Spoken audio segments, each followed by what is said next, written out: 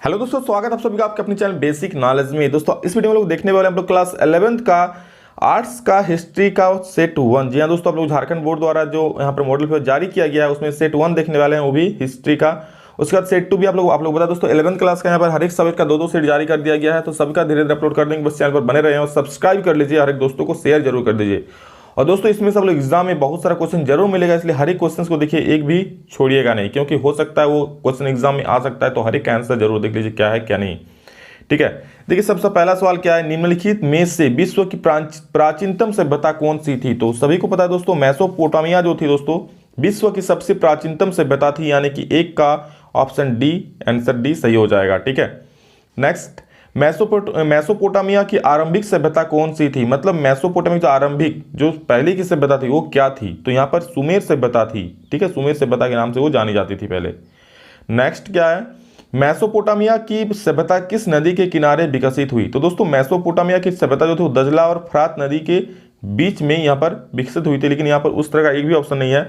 ठीक है, अगर आप लोगों का ऑप्शन ए और बी दोनों एक साथ रहता तो सही हो जाता, लेकिन एक भी यहाँ पर उस तरह से नहीं है, उन दोनों के बीच में ये हुआ था। तो यहाँ पर ऑप्शन डी इनमें से कोई नहीं मारिए, क्या कीजिएगा। नेक्स्ट देखिए, बेबीलोन नगर का प्रमुख देवता कौन था। तो बेबीलोन नगर का दोस्तों प्रमुख देवता जो थे वो थे मर्दुक, यानी कि 4 का ऑप्शन ए बिल्कुल सटीक जवाब हो जाएगा। अगला सवाल, मेसोपोटामिया की लिपि क्या थी। तो दोस्तों मेसोपोटामिया की जो लिपि थी वो थी किलाक्षर लिपि। ठीक है, मेसोपोटामिया लिपि हम लोग क्या कहते थे, मतलब हम लोग तो नहीं, वो लोग क्या कहते थे, किलाक्षर लिपि का नाम से दोस्तों इसको जाना जाता था। ठीक है, और इसको किलाक्षर लिपि कहते हैं। 6 नंबर देखिए, मेसोपोटामिया में युद्ध एवं प्रेम की देवी को क्या कहा जाता था। देखिए युद्ध और प्रेम की जो देवी थी उसे मेसोपोटामिया में क्या कहा जाता था।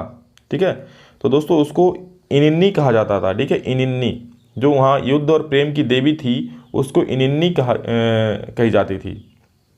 नेक्स्ट, असुर बेनीपाल कहाँ के शासक थे। असुर बेनीपाल दोस्तों कहाँ के शासक थे। तो 7 का दोस्तों सही आंसर हो जाएगा असीरिया। ठीक है, 7 का ए सही हो जाएगा। असीरिया के शासक थे कौन, असुर बेनीपाल। सबको दोस्तों याद कर लीजिए, एक एक दिमाग में घुसा लीजिए, नहीं तो वीडियो को आप लोग दोबारा तिबारा देख लीजिए, याद ऐसे भी हो जाएगा। सुना हुआ चीज़ ज़्यादा याद रहता है, ठीक है, पढ़ने के बजाय खुद के। मेसोपोटामिया के उर देवता किससे संबंधित थे। मेसोपोटामिया के उर देवता दोस्तों किससे संबंधित थे। तो यहाँ पर दोस्तों चंद्र देवता हो जाएगा, चंद्र सही हो जाएगा। ठीक है, 8 का चंद्र से उर दोस्तों लोग चंद्र देवता को कहते थे। ठीक है, क्या है ये, गिलगेमिस महाकाव्य का संबंध किससे। गिलगेमिस महाकाव्य दोस्तों जो है वो किससे संबंधित है, किससे संबंध रखता है यहाँ पर। तो दोस्तों गिलगेमिस महाकाव्य यहाँ पर मेसोपोटामिया से ही संबंध रखता था। जब बात इतना मेसोपोटामिया का हो रहा है तो मेसोपोटामिया ही होगा ना। गिलगेमिस दोस्तों महाकाव्य मेसोपोटामिया का था। ठीक है, उससे संबंध रखता था। जिगुरत का संबंध निम्नलिखित में से किससे था। जिगुरत का संबंध दोस्तों इसमें से किससे था। तो दोस्तों जिगुरत का संबंध मंदिर से था। ठीक है, ऑप्शन ए सही हो जाएगा 10 का। जिगुरत का संबंध किससे था, मंदिर से। नेक्स्ट, कौन सा साम्राज्य 3 महाद्वीपों एशिया, अफ्रीका और यूरोप तक विस्तृत था। कौन सा यहाँ पर साम्राज्य है जो तीनों महाद्वीपों में विस्तृत था, जिसका तीनों महाद्वीपों में अपना प्रसार था, एशिया महाद्वीप में भी, अफ्रीका में भी और यूरोप में भी।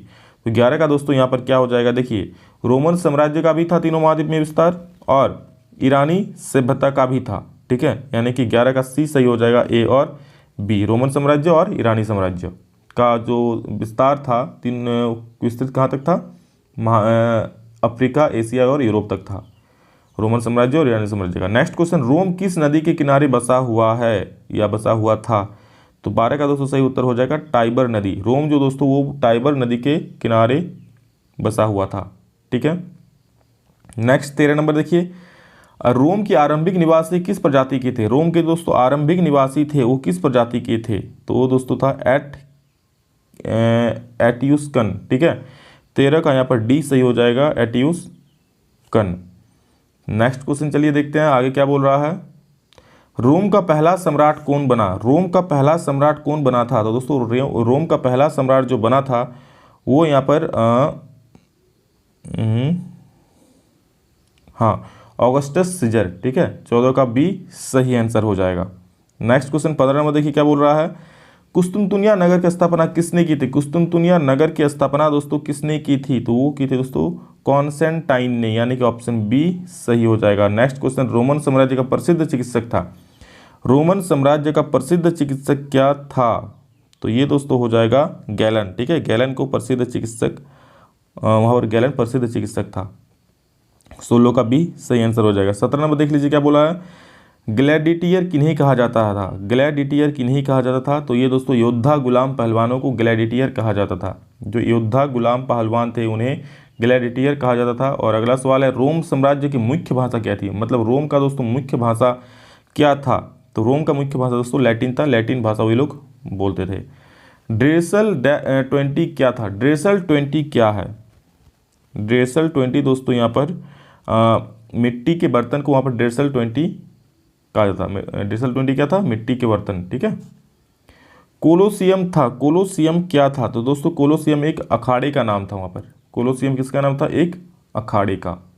इस्लाम धर्म के संस्थापक कौन थे? इंपॉर्टेंट सवाल है दोस्तों, देख लीजिए। इस्लाम धर्म के संस्थापक थे हजरत मोहम्मद।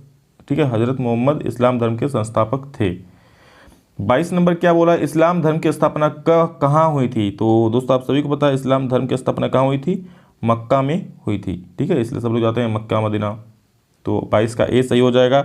23 देखिए, 23 में क्या बोल रहा है, इस्लाम में हिजराया हिजरत किस घटना को कहा जाता है? तो दोस्तों इस्लाम में हिजराया हिजरत मोहम्मद साहब द्वारा मक्का से मदीना जाने को हिजराया हिजरत कहा जाता है। ठीक है, जो मोहम्मद साहब क्या मक्का से मदीना गए थे उसी को हिजराया हिजरत कहा जाता है, यानी कि ऑप्शन सी सही हो जाएगा 23 नंबर का। ठीक, चलिए आगे देखते हैं। 24 नंबर, पहले खलीफा कौन बने? 24 नंबर बोल रहा है पहले खलीफा कौन बने? तो अबूबकर। ठीक है, अबूबकर दोस्तों पहले खलीफा बने थे यहाँ पर। 24 का क्या हो जाएगा सही? ऑप्शन ए सही हो जाएगा। 25 नंबर देखिए क्या बोल रहा है, इस्लाम धर्म के संस्थापक हजरत मोहम्मद साहब अरब कबीले की किस जाति से संबंधित थे? तो हजरत मोहम्मद साहब जो दोस्तों थे वो अरब कबीले के किस जाति से संबंध रखते थे? तो 25 का दोस्तों यहाँ पर सही आंसर हो जाएगा सी, यानी कि बद्दू। ठीक है, ऑप्शन सी सही हो जाएगा। इस्लामी दर्शन सबसे अधिक किस दर्शन से प्रभावित हुआ? इस्लामी दर्शन दोस्तों सबसे अधिक किस दर्शन से प्रभावित हुआ?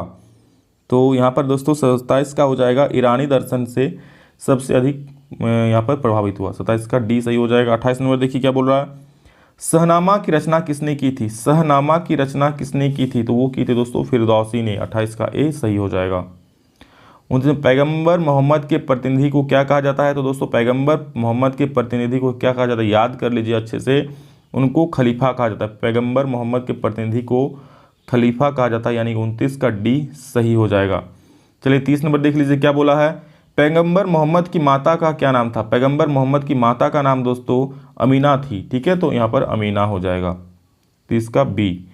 नेक्स्ट क्वेश्चन 31 नंबर, फ्यूड का शाब्दिक अर्थ क्या है? तो फ्यूड का शाब्दिक अर्थ दोस्तों यहाँ पर मतलब फ्यूड किसे कहा जाता है? तो 31 का हो जाएगा जमीन का टुकड़ा। जमीन का टुकड़ा को दोस्तों यहाँ पर फ्यूड कहा जाता है। ठीक है, 31 हो गया। चलिए 32 देख लेता हूँ, 5 क्या है? 5 क्या है? तो 5 दोस्तों जागीर। जागीर को 5 कहा जाता है। सर्प किसे कहा जाता है? सर्प किसे कहा जाता है? 4 ऑप्शन आपके सामने देख सकते हैं। तो सर्प दोस्तों इसका सही उत्तर हो जाएगा भूदान। भूदान को सर्प कहा जाता है। ठीक, 34 सामंती समाज नामक पुस्तक के लेखक कौन थे? सामंती समाज के नामक पुस्तक के लेखक कौन थे? तो दोस्तों इसके जो लेखक थे वो थे आप लोगों का मार्ग ब्लॉक। ठीक है, नेक्स्ट 35 नंबर देख लीजिए, सामंतवाद की छोटी इकाई क्या थी? तो सामंतवाद की छोटी इकाई दोस्तों नाइट थी, यानी कि 35 का बी सही हो जाएगा। 36 नंबर देखिए, सामंती व्यवस्था के शिखर पर कौन था? तो सामंती की व्यवस्था के शिखर पर दोस्तों राजा था। ठीक, 37 नाइट किसे कहा गया है? नाइट किसे कहा गया? अभी आप लोग देखिए थोड़ा देर पहले इससे संबंधित सवाल। तो नाइट किसे कहा गया दोस्तों? नाइट घुड़सवार योद्धाओं को नाइट यहाँ पर कहा गया है। ठीक है,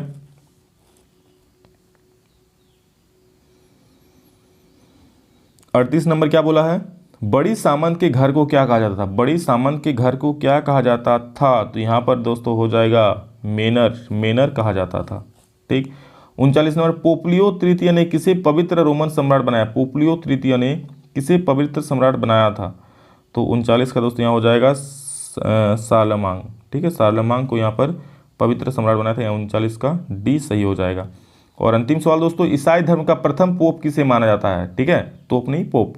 तो ईसाई धर्म का प्रथम पोप किसे माना जाता है? ये हो जाएगा 40 का ए, यानी कि ग्रीगोरी। ठीक है, तो दोस्तों इतना सारा सवाल है आप सभी का, 40 का 40 बता दें आप लोग को, सभी लोग ध्यान से देख लीजिए और कमेंट बोलिए इसका आप लोग किसका सॉल्यूशन चाहते हैं सभी लोग। और सभी लोग एक भी क्वेश्चन मिस नहीं होने चाहिए दोस्तों, सारे क्वेश्चन इंपॉर्टेंट बोर्ड एग्जाम के लिए बहुत ज़्यादा, क्योंकि बोर्ड के द्वारा ये मॉडल पर जारी हो गया, इसमें क्वेश्चन आप लोग को बोर्ड में जरूर भिड़ेंगे। चलिए सब्सक्राइब जरूर कर लीजिए नेक्स्ट वीडियो देखने के लिए, और चलिए नेक्स्ट वीडियो जल्द आप उसमें मिलते हैं, तब तक के लिए जय हिंद, वंदे मातरम।